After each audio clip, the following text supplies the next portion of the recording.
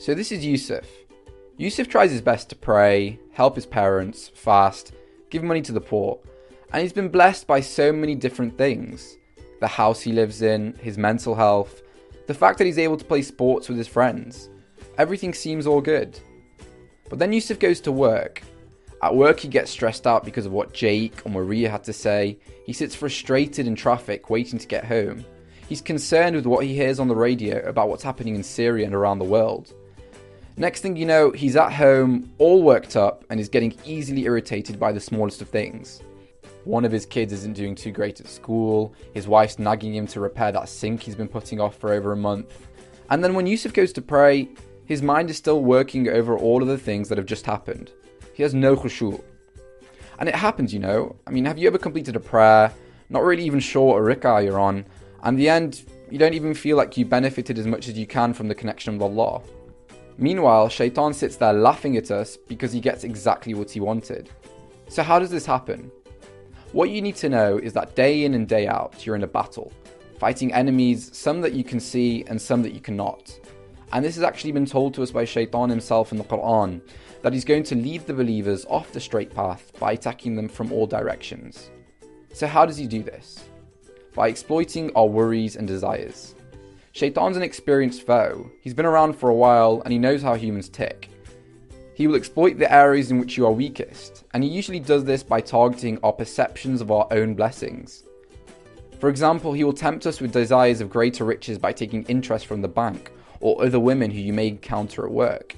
He will infiltrate your feelings by making you feel even worse about minor health concerns you have, or how your children are doing at school, making you forget that you're fortunate to have these things in the first place. So what's his goal? He's trying to blacken our hearts. By performing or thinking negatively consistently, our hearts are slowly blackened. The end goal is to get to a point that your heart is so black and detached from your iman that it's unresponsive and you spiral into all sorts of issues. So what do we do? The first step is awareness of this battle. Awareness that Shaitan can and is toying with our mental state. Once we've acknowledged this, we move over to stage 2. Something that Allah has proclaimed keeps the heart at peace. Dhikr, the remembrance of God. Allah subhanahu wa ta'ala says to us in Surah Ar-Ra'd, أعوذ بالله من الشيطان الرجيم ألا بذكر الله تطمئن القلوب. Only by the remembrance of God are hearts assured. And doing dhikr can be set out as practically easy as A, B, C. By keeping contact with the Qur'an through recitation, memorization, reflection, you are constantly being reminded of Allah and thwarting Shaitan's approaches. Returning back to our battlefield scenario, dua really is the body armor in this fight, with the Rasul sallallahu alaihi wasallam having provided us with adhkar we can say and certain ayat and surah which have been prescribed for us. There are some great apps out there to make this easy for you to stay consistent, which really is the number one key. Finally, there is salah.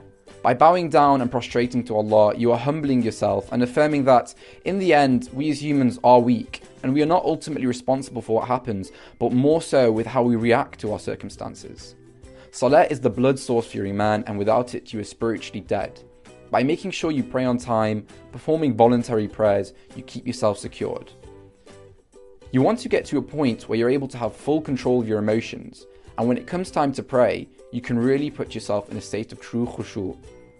By measuring the level of khushu' you're able to obtain during salah, this acts as a measure for how much purity you have in the rest of your life.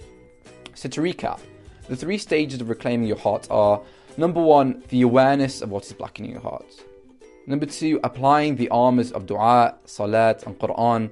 And then finally, fighting the battle by being consistent and having tawakkul that whatever you are doing, you're doing the best that you can.